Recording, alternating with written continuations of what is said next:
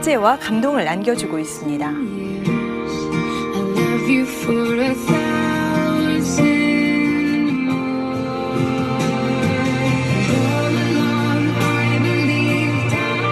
장애는 아름다운 삶을 사는데 전혀 문제가 되지 않는다는 걸 보여주고 싶었다는 부모님들.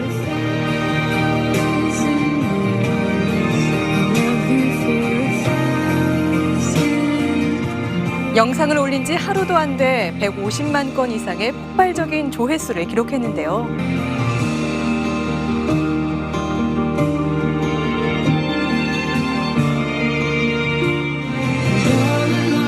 세상의 편견에 맞서는 위대한 어머니와 아이들에게 박수를 보냅니다.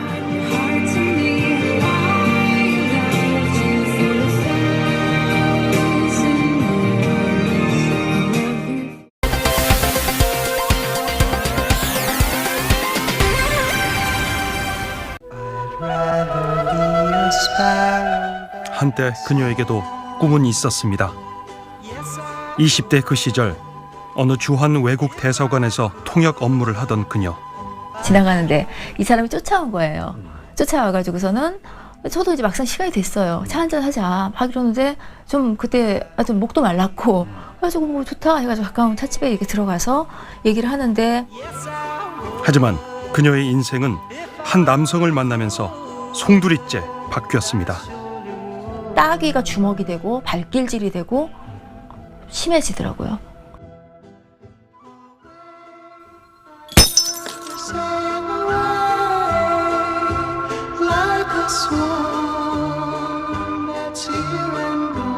네, 앞서 보신 성폭력 피해만큼이나 여성을 대상으로 한 중대한 범죄가 있습니다. 바로 가정폭력입니다.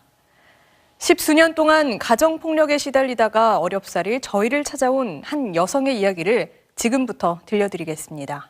조기호 기자가 만나봤습니다.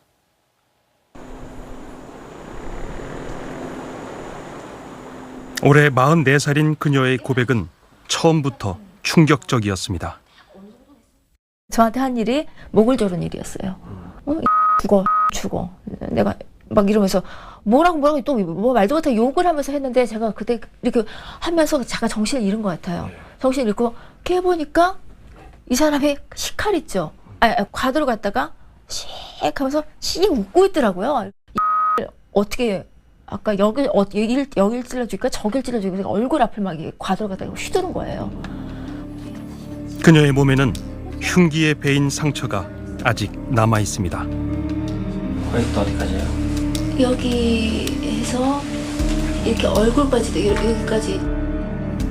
폭력은 신혼 초기부터 시작됐다고 합니다. 아이가 신생아가 울지 않습니까? 그건 당연한 거 아니에요? 애가 울면은 자기 휴식에 방해된다는 거예요. 그럼 이게 어떻게 해요? 애를 갖다가 안 울리려면 달래고 좀 먹이고 뭐 이렇게 좀 재워야 되는데 자다가도 애 울잖아요. 그러니까 그러면 자기가 신경이라서 못 살겠다면서 한 번은 애를 갖다가 집어 던질 테시더라고요. 안 된다고 하면서 제가 산후조리도 안 된 몸으로 진짜 승질나서 못 살겠네 하면서 제 등을 갖다가 그냥 내리치더라고요. 남편의 폭력은 대부분 돈 문제에서 비롯됐다고 합니다. 내가 쓰라고 이렇게 돈 번 줄 아느냐? 내 돈이야? 이 그지가 그지 집에서 컸더니만은 내 돈 다 쓸 시집 왔나? 이러면서 따기 때리더라고요. 세금이 많이 나오는 것도 김 씨 탓으로 돌렸다고 합니다. 세금 내라는 이 땅에 태어났나? 아무래도 너 같은 가난한 그지 같은 그지 딸년이 들어와서 이렇게 된 것 같아. 이러면서 따기를 때렸어요. 하면서 이렇게 넘어졌어요. 넘어지고 또 일어나려 했는데 주먹으로 얼굴을 갖다가 또 때렸어요. 그러니까 그래도 또 일어나려고 했는데 너 때문에 재수없어 이렇게 자꾸 세금 나오자 하면서 발을 옆구리랑 옆구리 쪽을 갖다가 3번인가 4번인가를 찼어요. 결국에는 그 위로 올라가서 갈비뼈를 밟아대는 수준까지. 그녀는 지금도 그 일을 생생하게 기억하고 있습니다. 가장 공포스러운 게 뼈 부러지는 것도 고통스러운데 그게 아니었고 두두두두두 소리가 나더라고요. 갈비뼈 이 소리가 진짜 너무 그 소리가 그렇게 아직도 정말 이렇게 가끔씩 꿈을 꿀 때도 있고 두두두둑 무슨 두둑 부러지는 소리가 나면서 그 소리가 나서 그거에 대한 트라우마가 생겨버렸더라고요. 이렇게 당하면서도 김 씨는 왜 참아야 했을까? 제가 이거를 주위에 알리는 것이 부끄러웠습니다. 사실은 내가 이렇게 얻어맞고 살고 욕을 듣고 살고 이러고 그러니까 제가 뭐 어떻게 할 줄도 몰랐고 친정에도 알리질 않았으니까요. 처음에는 얻어 맞아가면서 그냥 한여로 있다 보니까 판단력이 흐려지더라고요. 김 씨는 남편에게 매를 맞으면서도 치매를 앓고 있는 시어머니 병수발까지 했다고 합니다. 그때 폭력으로 맞고 막 그럴 때도 가고 막 막 맞아도 가야지 어떡하겠어요. 안 가면 난리가 나는데 또 맞아도 가야 되는 거예요. 이쪽을 너무 맞아가지고서는 화장으로는 멍은 가려요. 가서 머리 감겨드리고 염색해드리고 매니큐어 발라드리고 이거 그분 화장해드리고 과일 해가지고 해드리고 뭐 해드리고 이런 거를 하다 보니까 한여, 간병인, 도우미, 파출부, 비서 다 한 거죠. 수년간의 간병 끝에 시어머니가 세상을 뜨자 남편은 김 씨에게 이혼을 요구했다고 합니다. 결혼한 뒤 줄곧 전업주부로 살아온 김 씨. 남편의 이혼 요구를 선뜻 받아들일 수 없었습니다. 우리 딸을 어떻게 제가 키울 용기가 안 났어요. 그리고 이 사회 이렇게 15년이 가버렸는데 내가 사회에 다시 어떻게 나가나. 그냥 그때부터 빌었죠. 내가 더 말 잘 듣겠다고. 빌겠다고. 그러니까 각서 쓰라 그러면 쓰고 나 좀 어떻게 해달라고 살려달라고. 그러나 김 씨는 오히려 이혼을 안 해주면 정신병원에 가두겠다는 협박까지 받았다고 합니다. 나 이렇게 해서 그냥 조용히 살겠다. 그랬더니 떨어져 나갈래? 아니면 그러니까 나한테 돈 주고 이혼할래? 아니면은 너 폐쇄병동 들어갈래? 저는 그때까지도 겁이 났어요. 이대로 있다가 내가 폐쇄병동 갇히거나 아니면 진짜로 내가 7천만 원인 걸 주고서는 쫓겨나겠구나. 그녀의 말이 사실인지 확인하기 위해서 취재진은 남편을 만나기로 했습니다. 그는 서울과 수도권 등의 부동산 등 100억대로 추정되는 자산을 갖고 있는 재력가입니다. 네, 저 SBS에서 나왔습니다. 왜요? 결혼 생활 기간 동안 이 가정폭력 행사하신 것 때문에 법원에서 얼마 전에 판결을 받으셨잖아요. 제가 일방적으로 폭행을 저질렀다는 그거를 어디서 근거를 두고 얘기하시는 거세요? 검찰 쪽에서 어쨌거나 폭행 혐의는 인정을 한 건이 아니요, 있던데 폭행 아닙니다. 그런가요? 예. 그러니까 상습 폭행은 안 하신다. 폭행이 있었다면 구속이 됐겠죠. 그러면 상습 폭행이 아니라 일단 폭행하신 점은 인정하시는 건가요? 제가 일방적으로 폭행한 게 아니고 예. 서로 싸우다가 일어난 어떤 사고였지. 왜 일방적으로 폭행이라고 생각을 하세요? 그는 오히려 자기도 피해자라고 주장합니다. 아니, 내긴다는 얘기 하시지 마세요. 도리어 제가 맞았으면 맞았지 상습 폭행을 했으면은 예. 2심에서 구속될 거예요. 그죠? 이 가정폭력이라는 게 그런데 아니, 이게 가정폭력이 아니에요. 갈비뼈가 2개나 부러지고 막 이런 게 갈비뼈는 저도 부러진 적이 많습니다. 골프 배우다가 옛날에. 그러더니 김 씨의 진료 기록을 확인해 보라고 했습니다. 복비는 이런 지금 다 관돼 있는데 네. 질병원 가서 한번 뛰어보세요. 길병원. 네, 질병원 가서 예. 진료 기록서 한번 뛰어보시고 난 다음에는 오세요. 알겠습니다. 어떤 내용이 들어있는 건지 저한테 예고를 좀 해주시면 안 될까요?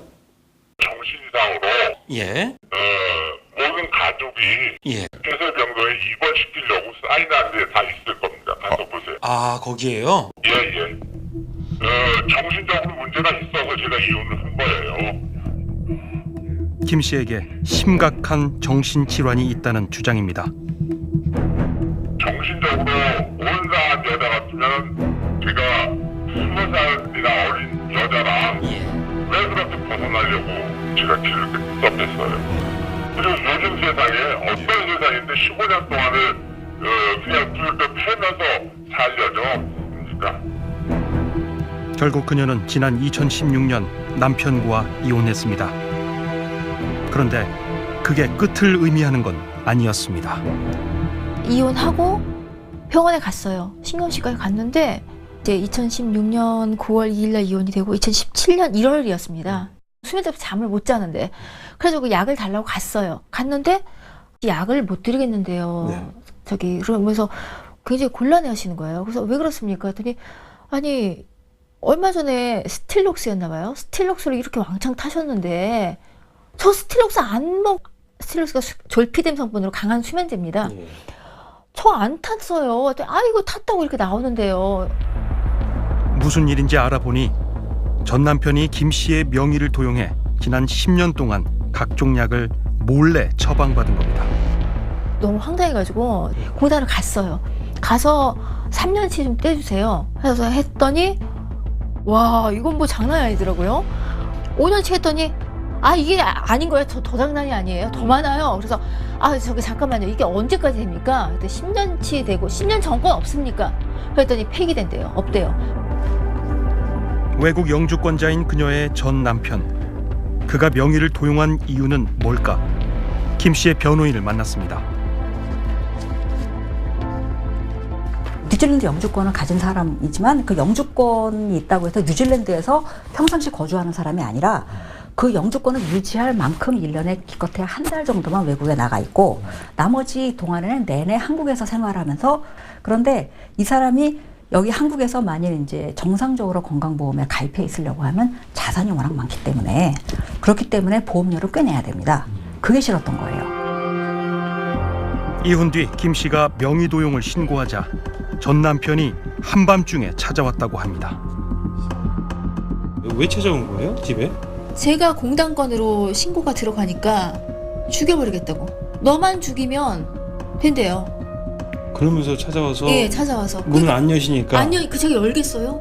그렇지 않아도 이 사람한테 그렇게 맞고서 제가 뭐 진짜 맞아 죽게 생겼는데 뭐 너만 죽이면 된다는데. 예, 그때 안 열어주니까 이렇게 난리를 친 거예요.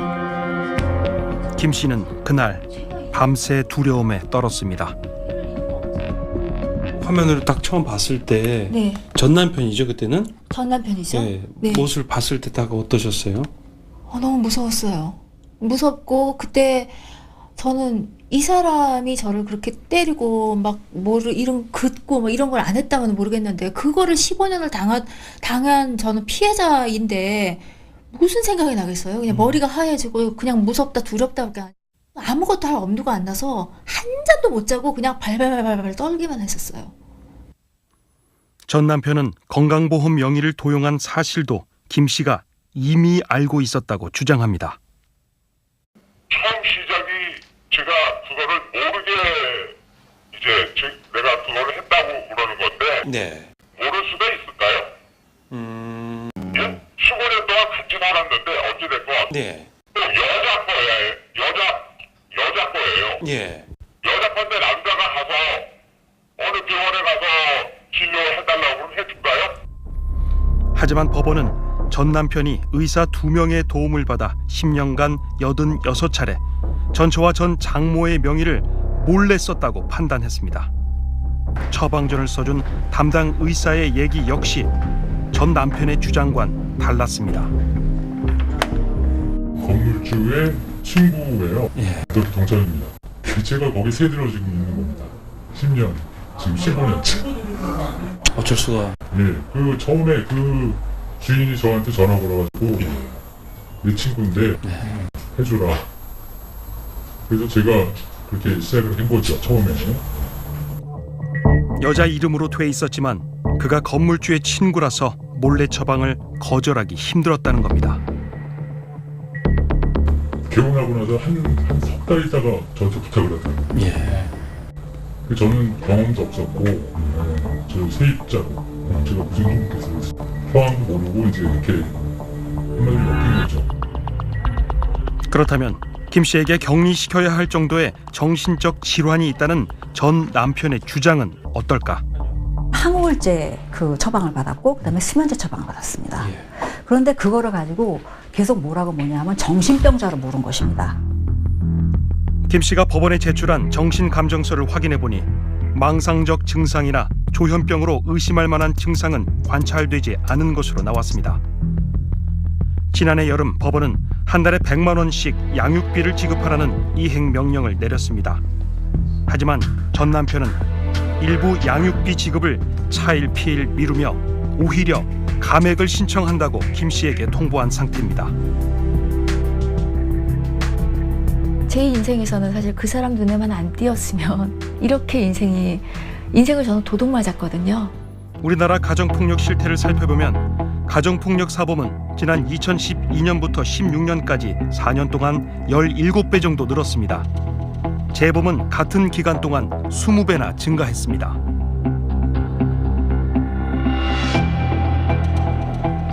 지난 15년 동안 가정폭력에 시달려온 김 씨는 공권력이 무의미했다고 하소연합니다. 공권력이 호소해봤자 나중에 제가 안 거는 그들은 도와주지. 이 여자가 정신병자인데 정말 내가 정말 그렇게 보듬고 살아가려고 해도 이렇게 이 여자가 자해를 하고 난장판을 만들고 자기도 지친다. 아유 그러시고 있군요. 전 남편한테 아유 뭐 힘드시겠습니다. 이러면서 아유 어떻게 뭐 부인께서 나으셔야죠. 그러니까 치료 좀 잘 받게 하셔야죠. 이러고 돌아가는 거예요. 취재진이 입수한 2014년 경찰 초기 출동 보고서입니다. 도자기 파편에 상처가 났다. 머리 뒤쪽에 상처가 있다. 남편이 주먹으로 폭행했다. 김 씨가 이렇게 진술했지만 처벌 의사를 불분명하게 밝혔다며 아무 조치 없이 돌아갔습니다. 당시 출동했던 경찰관을 수소문 끝에 만나 얘기를 들어봤습니다. 지금 썼는지조차도 기억이 없어. 기억이. 핑계가 아니라 가정폭력이 들으면은 처벌되는 것은 극히 많지는 않아요. 나가서는 가정폭력, 나는 집에 안 싸우니까 와이프하고 불만이 있었던 거기 때문에 내가 볼 때는 이걸 그리고 확실하게 아닙니다. 저 사람이 그랬습니다. 그리고 처벌해 주십시오라고 했으면은 딱 보완만 됐으면은 우리가 처벌 안 할 리가 없어요. 그러나 김 씨는 경찰의 말이 사실이 아니라고 반박했습니다. 저한테 실력하기 바빴는데 이 사람 핑계 듣고 말도 안 되는 거짓말 듣는데 시간 다 쓰고 제 얘기는 들어주지도 않고 처벌 얘기를 묻지도 않고서는 지네는 처벌 불원이라고 해놓고 뭐 이런 식의 되다 보니까 그 공권력에 제가 호소를 해서 뭐 합니까? 김 씨가 애써 모은 폭행 증거들을 경찰이 인정해서 결국 검찰에 사건이 넘어갔습니다. 그런데 검찰은 진료 기록 등 증거가 남은 6건의 폭행 혐의 중에서 진단서가 있었던 단 한 건만 인정했습니다. 결국 김 씨가 주장하는 상습 폭행은 받아들여지지 않았습니다. 저희들이 외치는 메시지는 범죄에 걸맞게 분명하게 처벌해라. 그걸 가해자를 위해서도 더 필요한 조치지 않습니까? 예를 들어서 우리가 뭐 다른 절도를 하거나 이렇게 하지 않는 이유는 그것이 범죄이고 처벌받기 때문인데 유독 가정폭력 범죄에 대해서는 사실은 범죄에 대한 기소 이런 것보다는 가족 화해 혹은 가정 유지 이런 것들이 도사리고 있어서 사실은 이런 문제 해결을 좀 어렵게 한다고 보고 있습니다. 현재 가정폭력으로 기소되는 사람은 100명 중에 겨우 8명 정도. 가정폭력을 막기 위해선 건강한 가정 유지에 초점을 둔 현행 법 체계를 바꾸는 게 중요합니다. 피해자의 인권을 보호한다. 이걸 우선으로 냈으면 좋겠는데 지금은 이제 법의 목적 조항이 어떻게 되어 있냐면은 건강한 가정 유지 그렇게 되어 있습니다. 그래서 이게 아마 얼마 전에 유엔 여성차별철폐위원회에서도 권고안이 나왔는데 그 권고안에서도 유엔 여성차별철폐위원회에서도 한국의 가정폭력처벌법, 가정유지를 우선으로 하는 것, 피해자 인권보다는 우선으로 하는 그 가정유지의 관점 이런 것들을 문제가 있다. 그래서 이 문제를 해결할 수 없게 만들고 있다. 그래서 법의 목적 조항을 개정하라. 지금 이 순간에도 누군가의 가정이 멍들고 있다면 그것은 누구의 잘못일까? 가정폭력 상황에서 벗어나서 자립하려고 해도 일단 갈 곳이 없잖아요. 주거에 문제가 있고 두 번째 내가 일자리가 없잖아요. 그러니까 이제 그 폭력에 벗어나기가 굉장히 어렵고 그리고 이제 자녀들의 문제 그리고 아직도 여전히 뭐 많이 개선되었다고는 하지만 여전히 가정폭력을 개인적인 일, 사소한 일, 집안일이라고 생각하는 사회의 그릇된 통념 이런 거가 이제 또 다른 이제 낙인을 찍게 되고 이렇게 하니까 그런 세 가지 이유 때문에 사실은 가정폭력 피해 여성들이 벗어나지 못하고 있는 것 같고 이제 가정폭력이 집안 안의 문제다. 이렇게 하면서 그냥 뭐 그들이 알아서 하겠지. 뭐 에이, 우리가 뭐 참견을 해. 그건 범죄거든요. 이런 사회에서 누군가는 용기 내서 이런 정말 처절한 이것을 말을 해야 된다고 생각했습니다.